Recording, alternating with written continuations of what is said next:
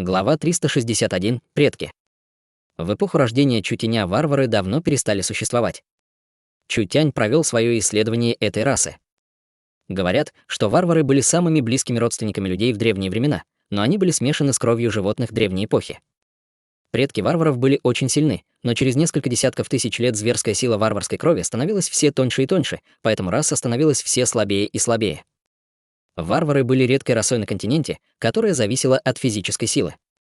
Хотя они не могли пробудить источник духов и не подходили для практики каких-либо методов совершенствования, варвары обладали очень сильной потенциальной жизненной энергией.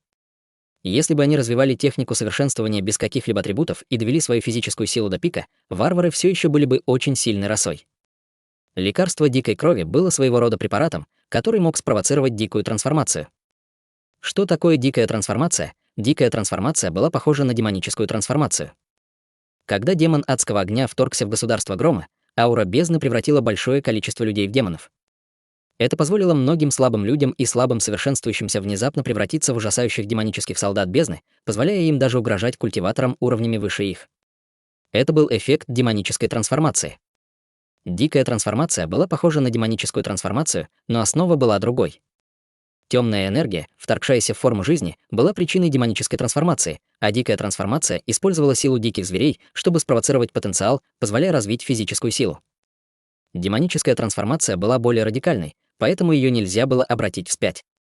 Дикая трансформация была не такой интенсивной, как демоническая трансформация, но обычная форма жизни должна была заплатить большую цену, чтобы использовать дикую трансформацию. Это могло увеличить силу, но ценой потери рассудка, превращая культиватора в дикое и кровожадное существо, которое не отличало друга от врага. Человек, подвергающийся дикой трансформации, безумно убивает все, что видит. Они не будут чувствовать боль или усталость и, в конце концов, умирают. У варваров было особое телосложение и родословное, и они были одними из немногих существ, способных принять дикую трансформацию. Техника культивации искусства берсерка была разработана специально для берсеркеров. Это не только позволяло берсеркерам поднять свой потенциал, но и подавляло одичалое состояние, позволяя берсеркерам сохранять разум во время битвы. Самым важным было то, что с каждой дикой трансформацией эта техника совершенствования быстро развивалась. После того, как эта группа солдат с ужасающей силой будет сформирована, Чутянь поведет их к битвам повсюду. Позволив берсеркерам участвовать в битвах, увеличивало бы их силу все больше и больше, у каждого берсеркера была огромная разрушительная сила, и когда они подвергались дикой трансформации, они не чувствовали боли, усталости или страха. Они будут армией машин для убийств, которых невозможно будет остановить, и эту группу солдат можно было быстро обучить. Гоу Цинцу начал трансформацию в берсерков и других варварских воинов. Эти варвары уже были элитой своей расы. Когда они подверглись дикой трансформации, в ситуации ближнего боя они могли мгновенно нанести урон второму слою царства пробужденной души.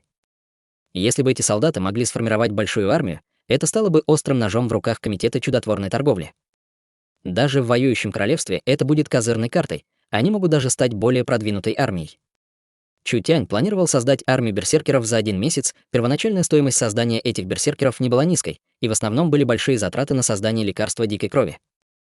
Даже когда будет сформирована варварская армия, они все еще нуждались в лекарстве дикой крови, чтобы стать сильнее, но по сравнению с ценностью, которую имела эта армия, Комитет чудотворной торговли мог принять все затраты. У сильной армии не должен был быть недостаток в прочной экипировке. Чутянь заказал специальный комплект снаряжения для этой варварской армии. Первым делом было обычное оружие и броня. Воины-варвары имели бесконечную силу, поэтому обычная слабая броня и оружие их не устраивали. Поэтому берсеркеры получили набор толстых железных доспехов и еще один гигантский топор весом в несколько сотен фунтов. Сама броня была сделана из металла 3-го уровня с выгравированными рунами, поэтому обычным культиваторам царства пробужденной души было бы трудно сломать ее. Если бы обычные люди носили эту броню, они бы даже не смогли сделать несколько шагов, но для берсеркеров она была такой же легкой, как перышко. Когда эти тяжелые железные топоры были подняты варварами, они обладали огромной силой, способной расколоть саму землю. Если бы этих варваров было десятки тысяч, они стали бы непреодолимой силой на поле битвы. По крайней мере, в южной летней стране, кроме воздушно-десантных рыцарей-грифонов, не было бы другой армии, способной проникнуть в их оборону. Но будет ли достаточно только обычного оборудования? Это была подчиненная армия Комитета чудотворной торговли. Чутянь прибыл в оружейный отдел секты Юнь. Как идут исследования персональных пушек? Юнь Тиньхэ работал с группой ученых, а Мэн Цин Ву также помогала в лаборатории. Она сказала Чутяню: «Все еще нет успеха». Персональная пушка была чем-то, что Чутянь создавал для берсерков. Это оружие было сжатой пушкой изначальной энергии. Хотя она не обладала той же разрушительной силой, что и пушка изначальной энергии, она была гораздо более компактной, и ее можно было переносить с помощью силы варварских солдат. С несколькими дюжинами человек они могли нести пушки на поле битвы и значительно увеличить разрушительную мощь армии. Хотя он собирался просто уменьшить ее, это было не так-то просто, поэтому было нормально, что ее еще не завершили. А как же меч изначальной энергии? У нас есть некоторые результаты, но они еще не могут быть использованы. Когда он проходил мимо окна лаборатории, Чутянь увидел нескольких исследователей, работающих над странным оружием. Это оружие выглядело как небольшая рукоять с высокоинтенсивной энергетической структурой и массивом снаружи. Когда это оружие было активировано, световой луч высокой энергии появлялся из рукояти. Казалось, что это был фонарик. Однако другая часть состояла в том, что выпущенный луч был конденсирован. Эта мощная энергия объединилась, чтобы сформировать почти существенный материал. Это создавало ужасающую температуру, которая могла пробить сталь, как тофу. Это было основное оружие изначальной энергии ближнего боя. Чутяню предоставили диаграмму, которую исследователи пытались сделать. Из того, что можно было видеть сейчас, эффекты были не очень хорошими, и каждый меч был нестабильным. В чем главная проблема? Основная проблема заключается в материале и энергии, ответила Мэн Цинву. Большинство наших материалов поступает из страны Южного Лета, поэтому даже если мы используем материалы самого высокого уровня, все равно очень трудно сдержать силу и температуру меча. Помимо этого, наш энергетический аккумулятор очень слаб, поэтому меч можно поддерживать только в течение 10 секунд, из-за чего его очень трудно стабилизировать. Почти все наши материалы высокого уровня были использованы для создания пушек изначальной энергии. Чутянь вздохнул. В мире действительно нет ничего идеального. Он планировал создать 5-8 тысяч берсерков, каждый из которых будет в тяжелой броне и с тяжелым боевым топором. Они также будут оснащены гранатами изначальной энергии и мечами изначальной энергии. Персональные пушки и штурмовые винтовки будут распределяться в зависимости от силы врага. Если бы у него была такая армия, Чутянь мог бы пробить свой путь в лес хаоса убийствами. Даже если местные жители были сильны, они могли заблокировать этот состав. Возможно, лишь сотня штурмовых винтовок сможет заставить местных жителей бежать как крысы. «Нам нужно больше оружия», — сказала Мэн Цинву очень четко о ситуации Комитета чудотворной торговли. Особенно таких мощных, как пушки изначальной энергии и штурмовые винтовки. Только материалы, необходимые для изготовления этого оружия, очень высокого уровня, а у страны Южного Лета нет таких запасов. Возможно, мы застрянем здесь надолго. «Время драгоценно, мы не можем его тратить», — сказал Чутянь. «С завтрашнего дня мы будем двигаться по отдельности. Ты хочешь первым войти в лес хаоса».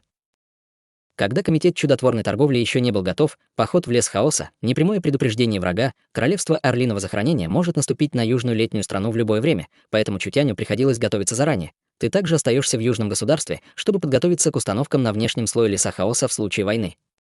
Я войду в лес хаоса. Расслабься, я просто поищу материалы и соберу информацию, я не буду создавать больших движений. Мэн Цинву все еще немного нервничала, это все еще слишком опасно. Я возьму Вивиан, все будет хорошо. Вивиан имела глубокое совершенствование и обладала пространственной энергией, поэтому даже если они встретят кого-то, кого не смогли бы одолеть, они все равно смогут убежать. Итак, если Вивиан последует за Чутянем, значит, он будет в полной безопасности. Как и тогда, Мэн Цинву будет заботиться обо всей работе и начнет развивать армию берсерков. На следующий день сотня варваров, увезенная Комитетом чудотворной торговли, возродилась. У них был набор внушающих благоговение доспехов и оружия, когда они следовали за Мэн Цинву обратно в варварский город. Они создали большой переполох в варварском городе. Вожди племен никогда бы не подумали, что после того, как их члены клана уйдут на несколько дней, они так изменятся. Их сила увеличилась более чем в 5-6 раз. Если бы они выбрали кого-то из сотен людей, возможно, они были бы существом, которого боялся бы даже культиватор пробужденной души среднего уровня. Все варвары были полны зависти.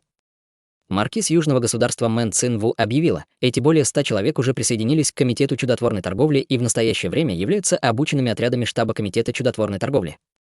Это было равносильно получению стабильной работы. Комитет чудотворной торговли был известен своим щедрым обращением. Не говоря уже о том, что каждый из варваров-берсерков получил невероятную силу, Комитет чудотворной торговли также позаботится об их семьях. Берсерки подписали контракт с Комитетом чудотворной торговли, где они не будут ограничены, пока посвятят 5 лет организации. Тогда у берсерков будет выбор покинуть вооруженные силы и вернуться к жизни в варварском городе. Комитету чудотворной торговли не нужно было активно набирать добровольцев.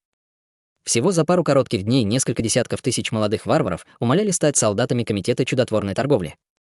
Дать им силу, свободу и даже позаботиться о их семьях.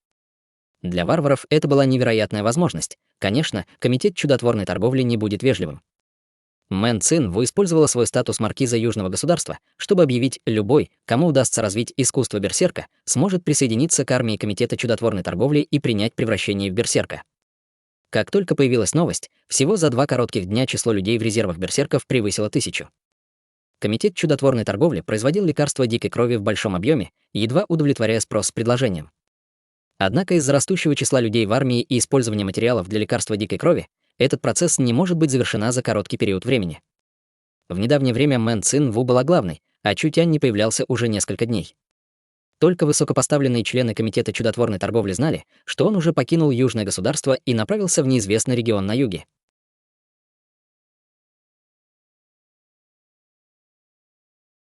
Глава 362. Лес хаоса. В лесу хаоса не было 4 сезонов, были лишь дождливые и сухие сезоны. В настоящее время был дождливый сезон.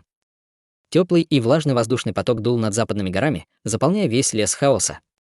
Плодородная почва и низкая численность населения делали его очень легким для получения продовольствия и его богатого разнообразия. Будь то духовные звери, эльфы или даже орки, пока они находят участок земли, на котором можно посыпать семена, даже если они не позаботятся об этом, они смогут собрать много вкусных фруктов в следующем году. Здесь не было королевств, законов или порядка. Людям не нужно было платить налоги, и они не должны были подчиняться кому-либо. Пока у них будет достаточно силы, у них будут неисчерпаемые ресурсы в этом лесу. Это был рай для экспертов, а также ад для слабых. Богатая и сложная среда породила много видов жизненных форм.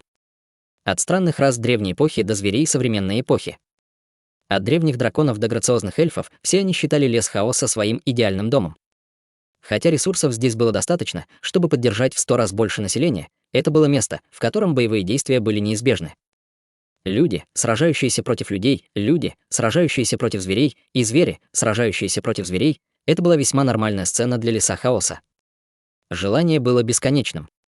Например, повелитель драконов. Это был гигантский дракон, который жил в течение нескольких тысяч лет и занимал великий город драконов с богатством, которое можно было накапливать бесконечно. Тем не менее, он не был удовлетворен и поэтому грабит большое количество богатства из близлежащих городов каждый год. Гиганты гигантского горного хребта опустошили несколько сотен миль горных хребтов, чтобы построить самый большой дворец во всем лесу хаоса, в котором находились сокровища, привлекавшие жадность бесчисленных экспертов всего континента.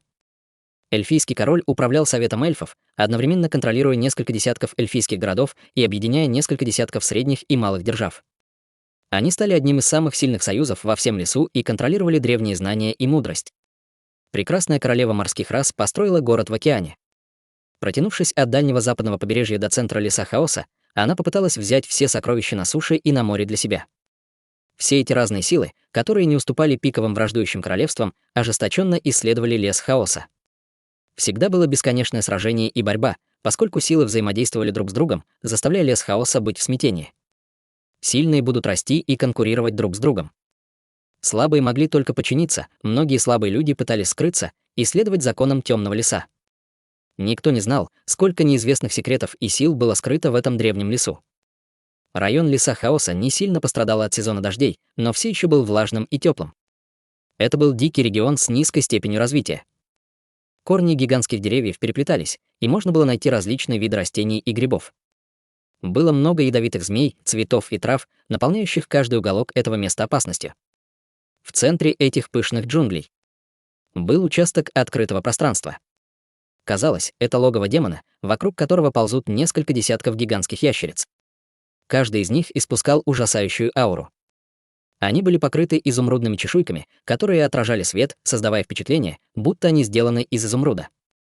В центре этих ящериц был источник, наполненный сильной жизненной энергией. Они впитывали эту ауру, и им даже не нужно было охотиться, чтобы продолжать расти. Звуки движения внезапно пришли из леса. Гигантские ящерицы встали, когда почувствовали запах в воздухе, издав низкий предупреждающий звук в лесу.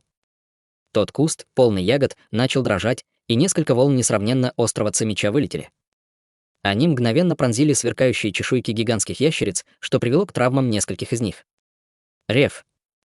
Ящерицы сердито контратаковали, широко раскрыв рты. Не видя, что что-то выходит, несколько корней деревьев и кустов на земле, казалось, были поражены энергией и были разнесены в щепки. Каждый фрагмент был искривленным. 5 человек в плащах появились в поле зрения. Хотя эти 5 человек были нормальными людьми, ящерицы чувствовали опасную ауру и немедленно атаковали. Кто бы знал, что в этот момент один из людей взмахнет рукой, чтобы взломать пространство перед ними. Невидимая энергия, выделяемая ящерицами, была поглощена этой трещиной в космосе. Донг, чешуйки нескольких ящериц взорвались, когда их энергия обратилась против них самих. Король ящеров был полон ярости. Он сошел со всех 4 конечностей и бросился на 3 человек. В это время выскочила маленькая белая лиса, и ее маленькое тело внезапно изменилось, превратившись в большого демонического лиса. Когда глаза демонической лисы уставились на него, король ящериц тут же застыл на месте. Он внезапно обернулся и начал атаковать других ящериц. Другой человек атаковал. Ледяная атака заморозила группу ящериц в ледяные скульптуры. Еще один человек сформировал гигантский меч и использовал один удар, чтобы разрубить эти ледяные скульптуры на кусочки. Не было никакой надежды в этой битве. Несколько десятков ящериц не были слабыми, но они были всего лишь демонами 2-го уровня. Было несколько сильных ящериц, которые достигли 8-го слоя пробужденной души, но самым слабым среди людей был 7-й слой пробужденной души. Был даже эльф в царстве истинного духа. Вот так. Эти 5 человек были никем иным, как группой чутеня. Мэнин достала свисток и подула в него. Окружающие леса начали дрожать, когда вышла большая группа людей. Когда эти люди увидели землю, покрытую трупами ящериц, они все начали радостно приветствовать. Глава деревни подарил Чутяню несколько кусочков священных трав. Это была благодарность Чутяню от их деревни. Эта вода сущности жизни принадлежала их деревне, но группа проходящих ящериц насильно заняла ее. Деревня пыталась напасть на них несколько раз, но они лишь возвращались обратно с тяжелыми ранениями. Они встретили 5 посторонних, которые были готовы помочь, вызывая все, что только что произошло. Они никогда не могли и мечтать об этом, просто уничтожив гнездо ящериц, они могли получить такие драгоценные травы. Это была всего лишь маленькая и неизвестная деревня. Лес хаоса был по-настоящему богатым, его нельзя было сравнить с южной летней страной. Той ночью духовные звери создали огонь и готовили большие куски мяса ящериц. Все они были помещены над огнем с железными прутьями, и ароматный жир продолжал капать в пламя, издавая шипящие звуки. Кроличье племя танцевало у костра. У них всех были радостные лица. Несколько симпатичных молодых кроличьих девушек несли приготовленное мясо ящериц и доставляли их Чутяню с покрасневшими лицами. Их глаза были наполнены открытыми намеками. Если бы возникла необходимость, они были бы готовы оказать специальную услугу. В лесу хаоса не было моральных ограничений, особенно для духовных зверей. Чутянь с удовольствием посмотрел на девушек-кроликов.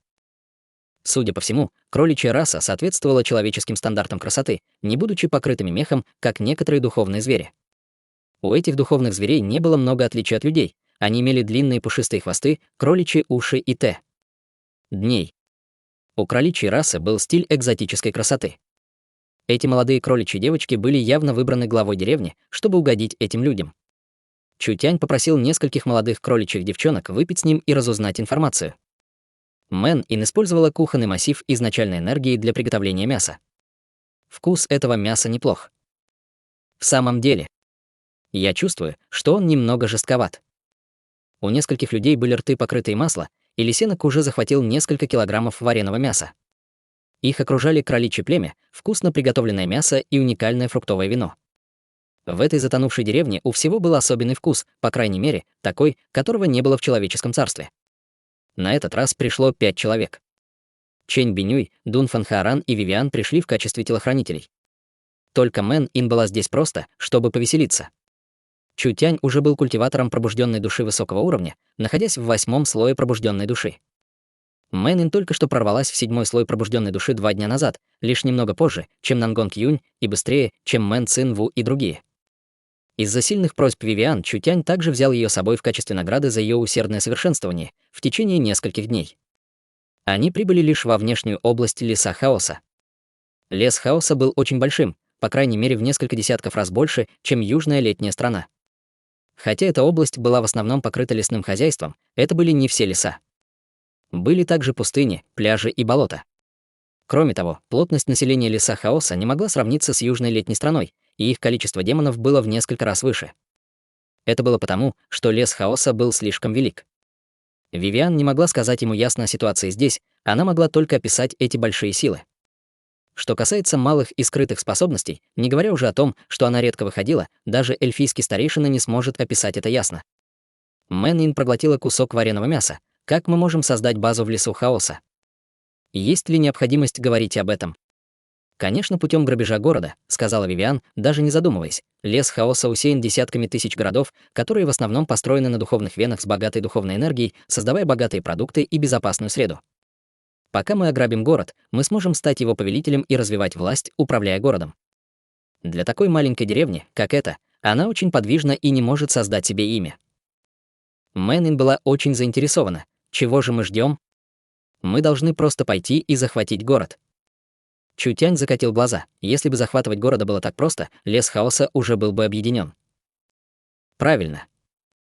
Вивиан кивнула в знак согласия. Лес хаоса намного сильнее, чем южная летняя страна. Любой город в лесу охраняют несколько экспертов из истинного царства. Если вы хотите захватить подобный город, это сложнее, чем захватить имперский город страны южного лета. Мэн-Ин потеряла дар речи. У городов в лесу хаоса была такая удивительная сила.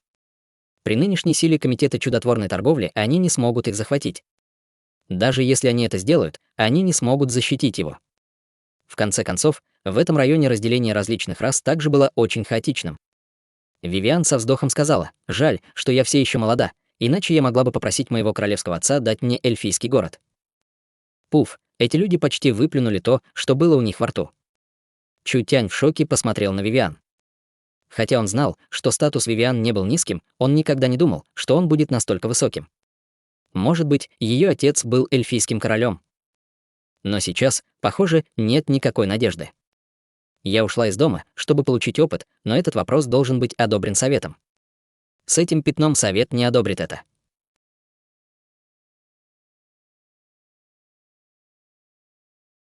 Глава 363. Маленький город.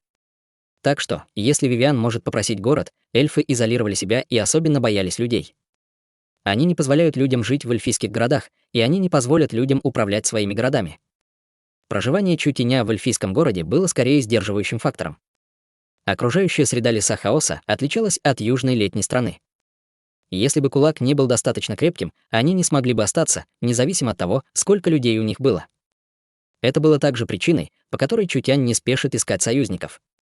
В этом беззаконном и хаотичном месте можно было атаковать как им угодно. Пока была прибыль, не было бы никаких ограничений вообще. Почетные гости. Староста кроличьей деревни подошел, опираясь на трость. Он сказал испуганно и уважительно: «Вы помогли этой деревне вернуть наш источник, и мы очень благодарны вам. Мы можем вам чем-нибудь помочь. Кролики были одними из духовных зверей, но они были духовными зверями низкого ранга. Духовные звери были одной из самых сложных рас на континенте. У людей были дварфы, варвары и великаны как дальние родственники. У эльфов были лесные эльфы, снежные эльфы, огненные эльфы и другие. Тем не менее, никогда не было такой расы, как духовные звери, которые могли бы иметь несколько сотен ветвей, причем каждая ветвь представляла собой отдельный вид. Это было на самом деле невероятно. Характеристики духовного зверя определяются уровнем духовного зверя, и чем выше уровень, тем ожесточеннее они, на более низком уровне духовные звери более послушны. Раса кроликов была видом, который не любил сражаться, потому что был очень слабым. Раса кроликов обычно жила с расами более высокого уровня. Этих независимых деревень кроличьих рас не было много, потому что, как только их преследуют другие охотники за расами или сильные звериные демоны, они все будут уничтожены. У кроличьей расы не было много навыков, и они не были очень цивилизованными, даже не понимая источников энергии, не говоря уже об алхимии и других навыках. Источник жизни был единственным способом выживания кроликов. Группа Чутяня, отобравшая источник у зверей-демонов, была очень большим подспорьем для кроличьей расы. Расу кроликов волновали только их планы. Если бы у этих людей были плохие намерения в их сердцах, эту деревню нельзя было спасти. Люди-кролики должны будут эвакуироваться как можно скорее, или они будут полностью уничтожены. Мы всего лишь несколько простых искателей приключений. На этот раз мы пришли в лес хаоса, чтобы купить некоторые материалы. Но мы не знакомы с людьми и землей леса хаоса, поэтому мы не знаем, где купить материалы. Мы хотим спросить у главы деревни совета. Так как у них не было достаточно сил, было бы неплохо быть сдержанными. Чутянь уже думал о цели для этой поездки в лес хаоса, они просто хотели обеспечить поставки материалов для Комитета чудотворной торговли. Он хотел снабдить комитет чудотворной торговли материалами высокого уровня, чтобы удовлетворить потребности в создании оружия изначальной энергии. Пока что он не будет участвовать в битвах в лесу хаоса. Захватить город, чтобы создать силу. Забудьте об этом. С их нынешней силой любого случайного племени будет достаточно, чтобы уничтожить комитет чудотворной торговли. Все будет разрушено спешкой. Он должен сначала создаст армию берсерков, прежде чем сделать что-нибудь еще. Примерно в 100 милях отсюда есть населенный пункт, который является временным маленьким городком. Когда деревня нуждается в обмене на припасы, мы всегда идем в этот маленький городок. Глава кроличьей деревни вздохнул с облегчением. Этот маленький городок небольшой, но в нем много специальных продуктов леса. Если господа не найдут ничего удовлетворительного, возможно, вы также сможете получить информацию оттуда. Временный городок, Чутянь мог это понять. Для малых и даже средних держав в этом лесу все они должны были следовать закону темного леса. Закон темного леса было несложно понять. Он гласил, что в темном лесу было много охотников. Все эти охотники охотились на добычу друг друга, поэтому было необходимо уметь прятаться в такой среде. Как только вы будете найдены, вы подвергнете себя риску, это будет не только приглашением для других охотников, но и привлечет внимание некоторых гигантов. Это создало бы опасность быть захваченным или полностью уничтоженным. Поэтому для малых и средних держав, которые не основали город, был лишь один выход — следовать закону темного леса. Только так они могли развиваться в лесу хаоса. Поскольку они не осмеливались раскрыть себя, как они могли обмениваться на поставки с другими? Этот временный маленький городок был одним из способов сделать это. Когда деревня нуждалась в припасах, они маскировались, чтобы приехать в этот маленький городок. Получив то, что им нужно, они сразу же покидают это место, не решаясь остаться ни минуты дольше, иначе они могут привлечь внимание других. Поскольку они получили информацию, им пора уходить. «Господин, пожалуйста, подождите». Глава деревни кроликов мог видеть, что Чутянь был лидером. Он мягко хлопнул в ладоши, и вышли несколько прекрасных кроличьих девушек. Все эти кроличьи девушки были красиво одеты и смотрели на Чутяня водянистыми глазами. Что это означает? Это 10 самых красивых девушек в нашей деревне, и все они девственницы. Мы преподносим их господину, чтобы они стали слугами господина. Раса кроликов очень послушна и будет правильно служить господину. Черт, этого не может быть, Чутянь был немного ошеломлен. Раса кроликов действительно выглядела немного странно, потому что они отличались от расы людей. Но с эстетической точки зрения у кроликов были маленькие, полные и мягкие тела, они были прекрасными служанками. В человеческом мире один прекрасный кролик может быть продан по очень высокой цене, не говоря уже о девственнице. Тем не менее, Чутянь явно чувствовал острые взгляды, направленные в его сторону. Даже Чэнь Бинву молча смотрела на него, а Вивиан сомкнула брови. Как он мог хотеть их, Чутянь справедливо отказался. Я, Чутянь, разве кто-то, кто стремится к красотам и переступает через других? Я понимаю благие намерения главы деревни, но не могу принять такой подарок. Глава деревни кроликов сказал: «Нет, это их честь. Надеюсь, господин не откажется». Эти слова не были ложными, молодые кроличьи девушки показывали взгляды, наполненные надеждой. Они жили в лесу хаоса, и каждый день был наполнен опасностью. Если бы они могли стать служанками сильного эксперта, это было бы похоже на превращение в феникса. Не говоря уже о том, что люди соответствовали эстетике кроличьей расы, это было лучше, чем свирепо выглядящая раса тигров или медвежья раса. С точки зрения кроличьей деревни, они могли также проследить за Чутянем. Если бы Чутянь выдал положение деревни кроличьей расы, эти кроличьи девочки могли бы вернуться, чтобы сообщить и защитить деревню. В лесу хаоса у них не было выбора, кроме как быть осторожными. Глава деревни, не заставляй его. Временный маленький городок небезопасен, поэтому мы не можем брать с собой этих девушек. Мэнин внезапно встала и сказала: «Мы оставим их здесь и заберем, когда у нас будет шанс. Первым делом нам нужно закончить свои дела». Глава деревни кроличьей расы увидел, что другая сторона не желала этого, поэтому он почувствовал небольшую растерянность в своем сердце. Вы были действительно благородны в том, что не искали небольшую прибыль, или вы были готовы хотеть большего? Трудно было сказать, было ли это благословением или несчастьем. Глава деревни несколько секунд смотрел на Мэн-Ин, Вивиан и Чэнь Бинву. У этого человека было так много красавиц на его стороне. Возможно, посредственные девушки из деревни кроликов действительно не могли поймать его взгляд. По крайней мере, он мог только так себя утешить. Чутянь покинул маленькую деревню, Мэн-Ин дважды кашлянула, прежде чем сказать: «Ты потерял 10 прекрасных горничных, ты разочарован». Как это может быть? Я, Чутянь, не такой человек. Я сторонник свободной любви, этот вид купли-продажи бизнеса нуждается в твердом разуме. Кто знает, о чем ты думаешь? Мэн Ин закатила глаза. Она оглянулась на кроличью деревню, освещенную слабым светом, и вздохнула. Но эти кроличьи люди действительно жалкие. Они такие слабые и должны жить в этой опасной среде. Я боюсь, что их обнаружение и устранение — это только вопрос времени. Но это действительно странно. Лес хаоса так богат ресурсами. Почему они так жестоко сражаются друг с другом? Лес хаоса всегда был таким. Либо ты умрешь, либо я умру. Вивиан совсем не находила это странным. Маленьким державам всегда было трудно выжить. Пока в них заинтересована более сильная держава, они подвергнутся нападениям без каких-либо колебаний. Мэнин сказала Чутяню: «Эй, поскольку это место настолько хаотично, ты должен объединить его и позволить этим слабым расам жить в мире». Боже, посмотри на свой тон. Ты говоришь так, как будто это легко сделать, не говоря уже о других, как иметь дело с повелителем драконов. Оружие, которое Чутянь производил до сих пор, не могло повредить ни одну из его чешуек. Не говоря уже о других сильных существах, таких как король эльфов, титаны, король зверей и морской король. Но Чутянь не был тем, кто боялся других, он немедленно похлопал себя по груди и сказал: «Так как это приказы Ин, то я должен сделать все возможное, чтобы исполнить его». Мэн Ин показала сладкую улыбку, когда ее сердце наполнилось удовлетворением. Чутянь уже сказал это, а это означало, что проблем не было, потому что в этом мире нет ничего, чего бы он не смог сделать. Вивиан завидовала отношениям между Ин и Чутянем. Чутянь был человеком, которому она поклонялась. Когда 5 из них ушли, была уже середина ночи. Путешествовать по ночному лесу было очень опасно, потому что он был заполнен демоническими животными. Никто не хотел путешествовать ночью, но Чутянь был полон смелости, не думая, что все, что может ему угрожать, появится на краю леса хаоса. Лес хаоса был наполнен светлячками, лозами солнечного света, светящейся травой, флуоресцентными грибами и дней. Они автоматически светились по ночам, и, хотя это было не ярко, не было настолько темно, чтобы они не могли видеть свои руки перед собой. Конечно, не все вещи, наполненные светом, были хорошими. Был какой-то монстр, который использовал красивый свет и иллюзии, чтобы запутать людей, привлекая добычу. Эта красивая и волшебная сцена действительно таилась в себе опасности. Звуки насекомых наполнили лес, и иногда можно было слышать рев зверей. 5 из них не останавливались ни на секунду. Хотя на дороге их атаковали несколько раз, все они избежали этого без какой-либо опасности.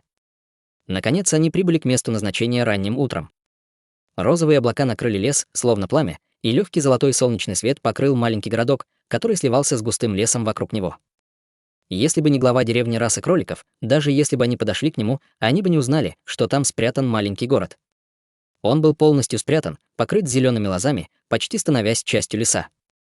Сальдо было словом духовных зверей, что означало «лесной дом», поэтому большинство людей в этом маленьком городке были духовными зверями. В этом городе не было ни охраны, ни лидера. В этом месте, где закон не значил ничего, сила представляла все, и чей бы кулак не был сильнее, тот мог действовать, как ему угодно. Что очень удивило Чутяня, так это что, несмотря на ветхость и маленький размер, в городе проживало не менее нескольких тысяч человек, в нем были бары, универсальные магазины и другие различные лавочки. Однако, чтобы обосноваться здесь, они определенно не были обычными людьми. Например, босс гильдии алхимиков был преступником, сбежавшим из великой страны Чжоу.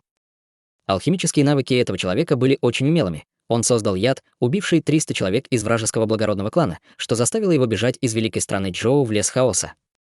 Он прятался в этом маленьком городке, будучи одним из немногих людей, живущих здесь. За эти годы он влился в это общество.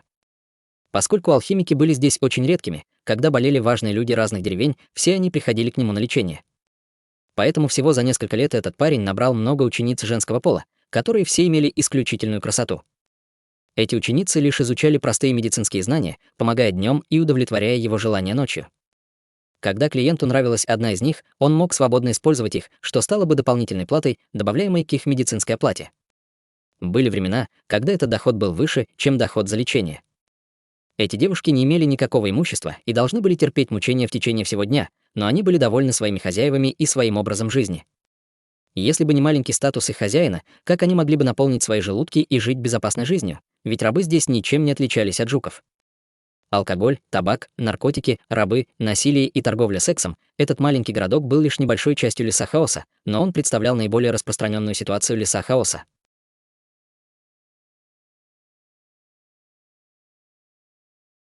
Глава 364. Отель. Маленький город давал людям очень странное чувство. Каждый человек плотно закутан, не только в больших капюшонах, но и во всевозможных странных масках. Все они бродили вокруг, не разговаривая с людьми. Это был удобный город, предназначенный для обмена материалами, поэтому большая часть перемещающегося населения прибыла из окрестных деревень, поэтому они все были начеку друг против друга. Что касается населения, проживающего в городе, будь то алхимик великой страны Джоу или начальник оружейного магазина, все они были преступниками, которые откуда-то сбежали. Каждый из них имел скрытую опасность. Кто был готов иметь дело с такими людьми, в маленьком городе прятались люди. Они были охотниками, грабителями или работорговцами. Их работа заключалась в том, чтобы находить подходящие деревни и убивать их ради прибыли. Кроличьи, лисьи и эльфийские девушки могут быть проданы по хорошей цене. Что касается гномов, медвежьей расы, тигровой расы и дней, то они станут хорошими рабами.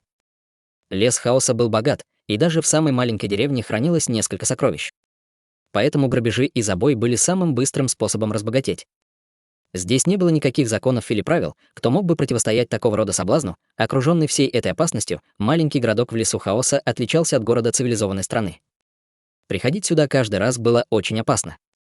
Это была не просто опасность для собственной жизни, она могла даже уничтожить все племя, и именно из-за этого группа Чутеня была слишком привлекательной. 5 из них не прятались и просто болтались вокруг. Кроме эльфа, по которому они не могли судить, остальные 4 выглядели очень молодыми и не казались очень могущественными. Так как же они не могли не быть привлекательными? Это были просто большие куски мяса. После того, как 5 из них прибыли в маленький город, они почувствовали, что более 10 разных глаз полны злых намерений. Дунфан, иди на разведку. Чутянь проигнорировал человека в углу, который точил нож. Поспрашивай и посмотри, есть ли в этом городе то, что мы хотим. Хорошо. Дунфан Хааран повернулся, чтобы уйти. Этот Дунфан Хааран был старшим сыном предыдущего Южного Летнего Короля. У него была возможность стать новым Южным Летним Королем, но он присоединился к Комитету чудотворной торговли. Судьба действительно играла с людьми. Тем не менее, Дунфан Хааран не интересовался царским троном, он мог вырасти больше, будучи в Комитете чудотворной торговли. Этот парень был необработанным нефритом. Пока он правильно обработает его, он мог стать новым спокойным боевым правителем или даже превзойти Дунфан Ганя. Чутянь уже решил обучить Дунфан Хаарана как генерала Комитета чудотворной торговли. Командование армией Комитета чудотворной торговли теперь будет зависеть от него. Тем не менее, Дунфан Хааран был еще слишком молод, поэтому брать его с собой для опыта было хорошо. Мы должны найти место для отдыха, здесь должна быть гостиница. 4 из них еще не сделали и 4 шагов. Стоп. Перед ними появилось несколько сильных и крупных фигур, каждый из которых держал в руках оружие. Чутянь посмотрел на них. В качестве лидера было несколько жестоких на вид иностранных рас, воров мышиной расы, крупных варваров и зеленого чешуйчатого ящерица. Из-за того, что они были очень близко, Чутянь даже мог почувствовал яростную вонь, исходящую от их тел. Чутянь приподнял брови. Чем я могу вам помочь? Люди смотрели друг на друга, и в их взглядах была неприкрытая жадность. Твой товар неплох. Этот человек-ящерица достал 3 исходных камня низкого качества и указывал на Чутеня, говоря: «Эти 3 женщины, я куплю их. Возьми эти деньги и убирайся». Чутянь был немного ошеломлен. Он не ослышался. 3 куска некачественных исходных камней. Этот свирепо выглядящая ящерица посмотрел на Чутеня. «Ты глухой? Деньги тебе уже дали, женщины теперь наши. Если ты не провалишь, будь осторожен, иначе мы преподадим тебе жестокий урок. Иди и спроси, кто осмелится обидеть меня в этом маленьком городке». Лица Мэн Ин, Вивиан и Чэнь Бинву потемнели. Хотя они знали, что обстановка в лесу хаоса была плохой, они никогда не думали, что кто-то будет вести себя так бессовестно и неразумно среди бела дня. Это действительно наполнило их яростью. Хотя вокруг них было много людей, все они были там, чтобы посмотреть веселье. Чутянь сузил глаза и сказал: «Кажется, это вы не понимаете ситуацию. Так значит, хочешь по-плохому». Человек-ящерица вытащил меч на своей талии и выпустил изумрудно-зеленую духовную энергию. «Тогда умри». Не слабый, он был в царстве славной души. В этом неизвестном маленьком городке даже самый маленький персонаж находился на 4-м слое пробужденной души. Неудивительно, что они могли действовать так высокомерно, вся сила леса хаоса была намного выше силы южной страны лета. Однако он обидел не тех людей. Данг, никто не мог ясно увидеть, что происходит. Человек-ящерица атаковал лезвие, похожее на ледяной кристалл, своим мечом, но его лезвие было мгновенно разбито, как тофу. Ящер был в шоке. Это было оружие души высокого уровня, но оно мгновенно разбилось. Как это было возможно? «Я хочу этот меч». Запястье ящера вырвалось, как коготь орла, пытаясь схватить этот меч. Запястье Чутеня щелкнуло, и появился меч пустоты. Прежде чем ящер понял, что случилось, вся его рука была отрезана. Он издал жалкий крик, взявшись за сломанную руку и отступив назад, но этот отрезанный огрызок был покрыт сине-белым пламенем пустоты. Огонь быстро распространялся, иссушая его мышцы, куда бы он ни шел. Все тело было охвачено всего за несколько секунд, и этот сильный человек в мгновение ока превратился в груду костей, распавшихся и превратившихся в пепел. Все остальные люди были в ужасе, увидев это. Они не могли понять, как бы они ни думали об этом. Только соседние маленькие деревни знали об этом маленьком городке, как мог такой мощный персонаж появиться в маленькой деревне. Кажется, было слишком поздно бежать, Чэнь Бинву подняла руку, и вылетело большое количество кристаллических снежинок, мгновенно поразив этих людей. У этих людей образовались острые ледяные шипы, превратившие их в гигантских ледяных дикобразов, которые вообще не могли сопротивляться и были мгновенно убиты. Мэн Ин плюнула на труп и сказала: «Эти парни имели на нас виды». Такие плохие люди, даже Мэн Ин не жалела их, окружающие люди были полны страха. Куда бы ни пошли эти 4 человека, все отходили от них, и никто не осмелился подойти к ним. Если бы они могли убить некоторых дураков, чтобы другие их не беспокоили, это было бы лучше, но будет ли ситуация развиваться так, как хотел Чутянь, окружающие люди говорили шепотом с глазами, наполненными злорадством, словно ожидая хорошего шоу. Чутянь знал, что этот вопрос не пройдет так просто, как он того хотел. Однако даже если бы это было так, Чутянь не боялся. Он не верил, что в маленькой деревне на границе леса хаоса будет что-то, что угрожает ему. Это считается гостиницей. Мэн Ин стояла перед несравненно грубым каменным домом, похожим на несколько каменных шаров, утопленных в земле. Он был покрыт лозой и мхом, а в щелях ползали ядовитые насекомые. Внутри каменного здания не было ничего хорошего, каждая комната была полностью закрыта, не имея даже окон. Там не было ламп. Свет здесь был чем-то наполненным освещенной жидкостью флуоресцентных жуков. Каждая каменная комната имела высоту менее 2 метров, а внутренняя часть была менее 10 квадратных метров, как собачья будка. Мэн Ин чувствовала, что лучше было бы разбить лагерь в лесу, чем жить в таком месте, как это. В лесу хаоса безопасность была проблемой номер 1. Хотя они были очень грубыми, они были довольно прочными с другой стороны. Но даже так Мэн Ин, Вивиан и другим было невозможно принять это. Владельцем отеля был орк. Орки были расой, отличной от духовных зверей, и многие из них жили в лесу хаоса. Их особенностью были их зеленая кожа и несравненно сильное тело. У них было 2 больших клыка, и они выглядели более дикими, чем варвары. На боссе орки был передник с телом, покрытым шрамами, и 2 короткими топорами на спине. На его спине было несколько десятков длинных косичек, а во рту стояла вонь, что могла сбить людей с 3 метров. Стена за его спиной была покрыта мясом различных демонов, в которых уже были личинки, а также были бутылки вина, приготовленные из неизвестных ингредиентов. «В поисках комнаты», — сказал орк на языке духовных зверей. 1 день, 1 исходный камень низкого качества. Так дорого. Мэн Ин широко раскрыла глаза. 1 исходный камень низкого качества стоил 1 миллион золотых монет, а 4-5 миллионов золотых было достаточно, чтобы купить хороший отель в южной летней стране. Вы, должно быть, обманываете нас, потому что мы не местные. Орк ковырялся в своем большом носу, игнорируя отвращение Вивиан и Мэн Ин. Достав изнутри козявку, он сказал: «И что, если я тебя обманываю? Это твой выбор. Вы, Ин, хватит». Чутянь не хотел создавать неприятностей, поэтому он вынул 3 камня низкого качества, максимум 3 камня, отведите нас в комнату. Глаза орка загорелись, сразу же взяв исходные камни. У него была улыбка на лице. «Хорошо, хорошо, идите за мной». Этот парень с зеленой кожей привел их в комнату. Мэн Ин посмотрела на этого грязного орка, и она начала бормотать в своем сердце. Орки были известны как самая печально известная раса, даже больше, чем варвары. Стоило ли жить в таком месте, когда босс орков получил деньги, он сразу стал намного теплее. Дунфан Харан вернулся в это время. Я не обнаружил, чтобы на рынке продавалась руда, здесь продаются лишь местные продукты.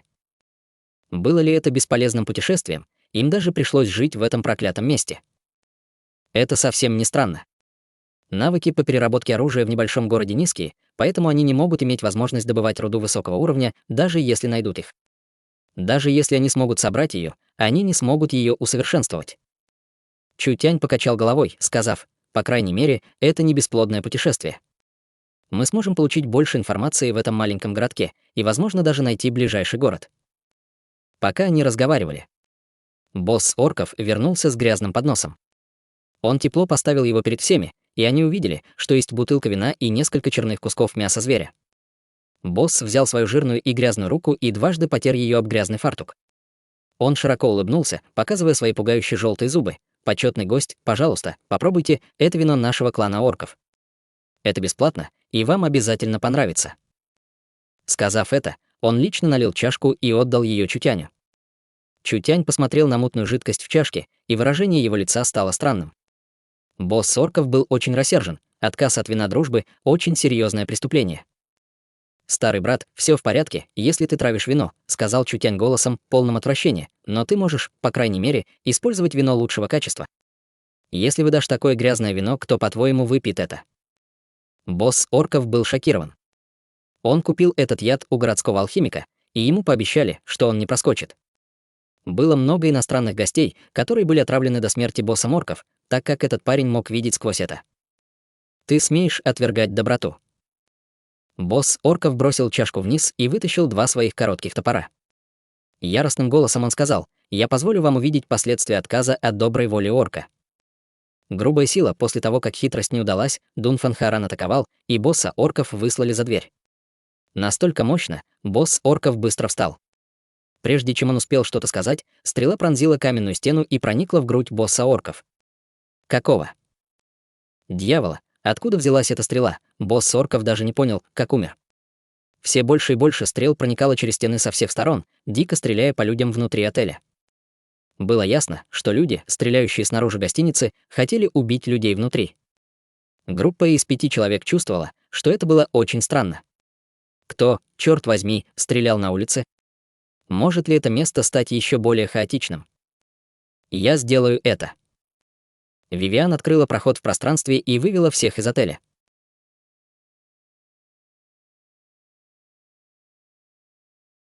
Глава 365. Паучий граф. Было несколько десятков бандитов разных рас, которые плотно окружили гостиницу маленького города. Каждый человек стрелял в отель с коробкой в руках. Они явно не были нормальными людьми, потому что каждая стрела содержала сильную духовную энергию, которая могла легко пробить маленький каменный дом. Этот босс орков был застрелен стрелами. Это последствия оскорбления нас. Лидер змеиной расы вызвал несколько больших шаровых молний. Маленькая изодранная гостиница, наконец, рухнула от взрыва. Бушующее пламя сожгло отель в пепел, и при такой высокой температуре трупы превратились в уголь. Змей махнул рукой. Они уже должны быть мертвы. Вытащите трупы и дайте всем взглянуть на это. Я хочу посмотреть, кто осмелился убить моих Сике подчиненных. Да. Жестокие бандиты бросились тушить пламя и немедленно начали искать трупы. «Босс, здесь никого нет». «Что ты сказал?» Человек-змей Сике был ошеломлен. Это невозможно. Они были явно здесь, могли ли эти люди взять и испариться? В это время позади них донесся голос. «Эй, не меня ли ищешь?» Сике обернулся, и люди оказались позади него менее чем в 10 метрах.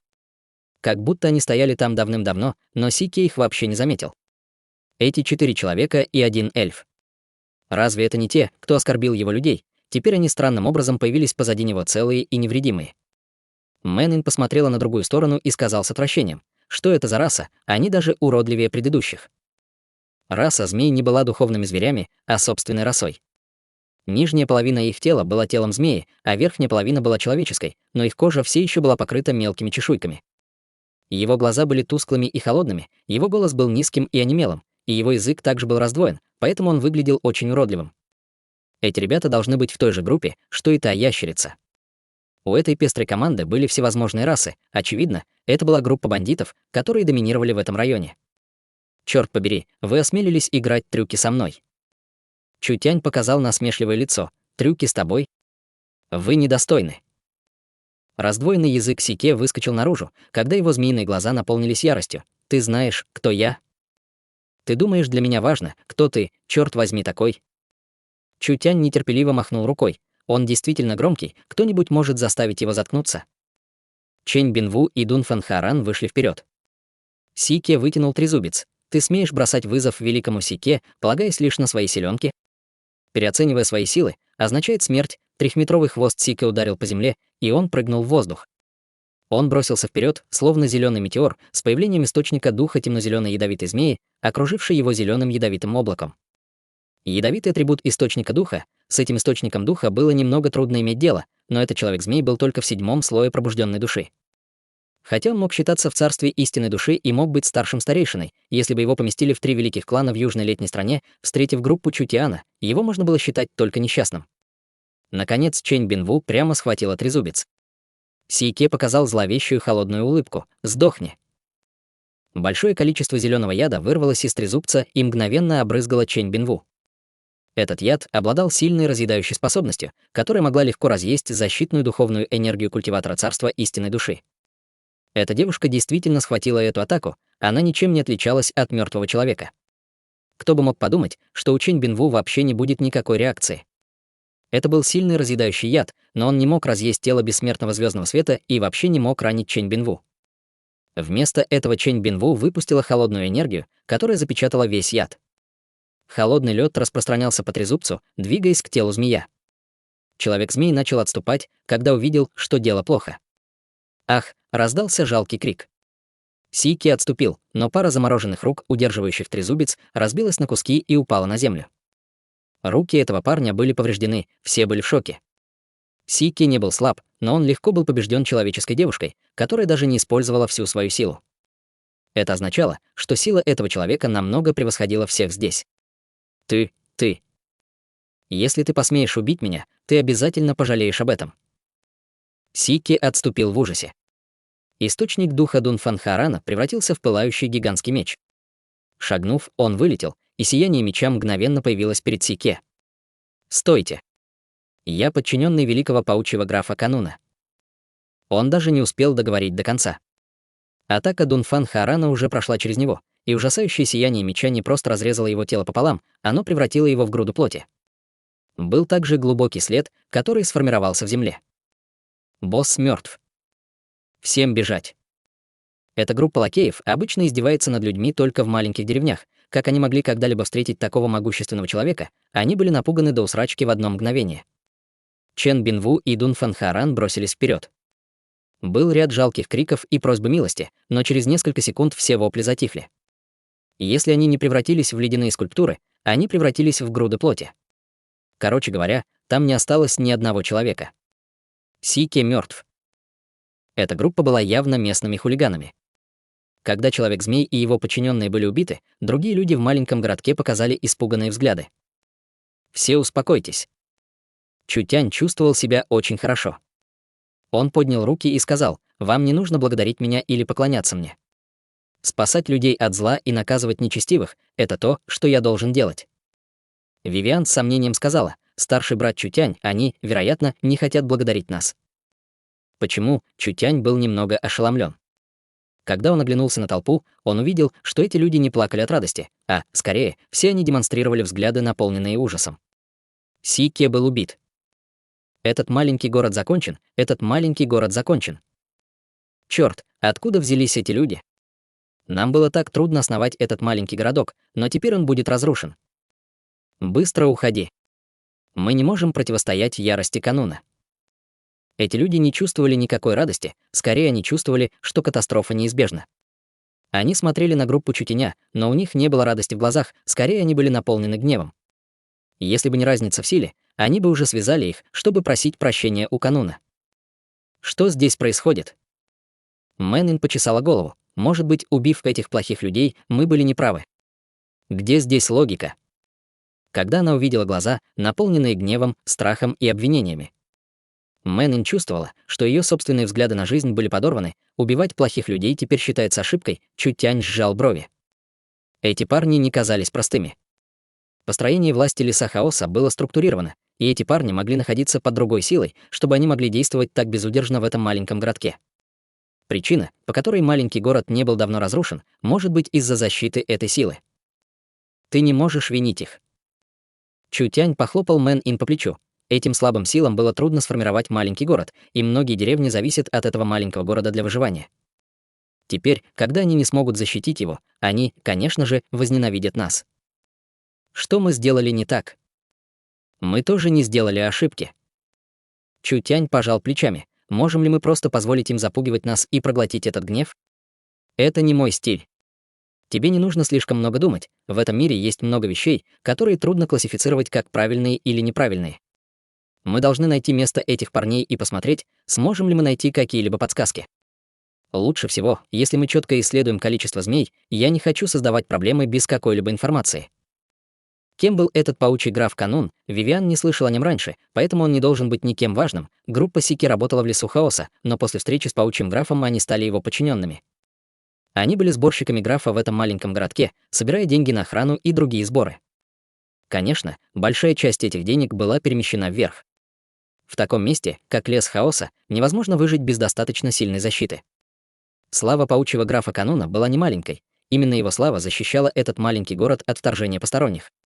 Сике, как его подчиненный, естественно, никто не шел против него, поэтому он действовал властно в этом небольшом городе. Он не только сокрушил другие деревни, он также продвигал бизнес своих людей. У этого бедного зверя вообще нет собственности. Чутянь искал место, где жил Сике. Это темница, которая вмещала более 100 человек и была заполнена предметами Сике. Чутянь обнаружил около 200 низкокачественных исходных камней, которые не были ничтожны для обычных людей, но не могли попасть в глаза Чутяня. Откройте подземелье и выпустите людей. Чутянь, естественно, не был заинтересован в том, чтобы стать работорговцем, поэтому он открыл темницы и отпустил людей. Однако в это время был особый раб, который привлек внимание Чутяня. Это был мужчина, который был ростом всего 1 метр и 30 сантиметров, даже ниже, чем Вивиан. Его мышцы были очень развиты, и у него была рыжая борода, закрывающая лицо. Его возраст был около 50 человеческих лет. Гном. Почему здесь был гном? Гномы славились своим кузнечным делом. Каждый гном был одарен талантами в кузнечном деле, поэтому цена на раба гнома была не низкой. Самым важным было то, что гномы обычно жили в шахтах. Если бы он мог найти одного гнома, как мог Чутянь не найти нужные ему руды высокого уровня, Чутянь быстро заставил его остаться. Дунфан Харан нес гнома, когда он подошел и поставил его перед Чутянем. Карлик много ворчал, в то время как его маленькие глаза образовывали 2 круга, выглядя очень злыми. Мэнин не понимал язык гномов. Что он говорит? Вивиан объяснила, гном относится к нам как к плохим людям. Он думает, что мы тоже работорговцы. Чутянь объяснил все на языке гномов, прежде чем обсуждать вопрос добычи руд. Все их путешествие в лес хаоса на этот раз было в основном ради покупки руды. Гномы не могли не знать о рудах. От этого зависели их желудки, гном наполовину сомневался в Чутяне. Он заговорил на человеческом языке с сильным акцентом. «Вы не лакеи Кануна?» «Так ты можешь говорить на человеческом языке». Мэн-Ин закатила глаза. «Мы даже не знаем, кто такой Канун. Тебе просто нужно сказать нам, есть руда или нет, она нам нужна». У гнома появилось унылое выражение. В шахтном туннеле гномов много руды, только что. Гном показал гнев. Наши шахтные туннели были ограблены. Ограблены. Кто это сделал? Паучий граф Канун. Хорошо. Чутянь похлопал себя по голове. Это действительно замкнутый круг, но если честно, кто вообще этот Канун?